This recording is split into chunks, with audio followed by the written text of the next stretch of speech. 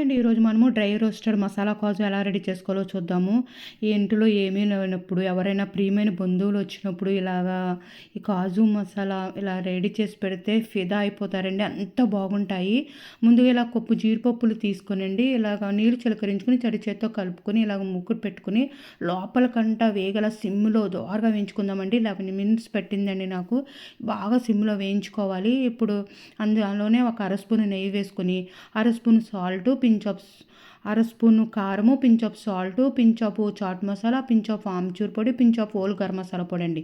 ఈ ఆమ్చూర్ పొడి పొళ్ళని మామిడికాయ ముక్కలు ఎండలో పెట్టి మెత్తని జల్లెడతో జల్లించుకొని ఇంట్లో చేసిన ఆమ్చూర్ పొడి కూడా వేసుకొని కలుపుకొని ఈ మసాలా పట్టేలాగా జీడిపప్పులు తీసుకుని పెట్టుకుని ఒక అర స్పూన్ నెయ్యి వేసుకొని కరివేపాకు క్రిస్పీగా వేయించుకున్న తర్వాతే మనం వేయించుకున్న జీడిపప్పులు వేసుకుంటే ఎంతో టేస్టీ కమ్మని రుచిగల మన డ్రై రోస్టెడ్ మసాలా కాజు రెడీ. మీరు కూడా ఒకసారి ట్రై చేయండి.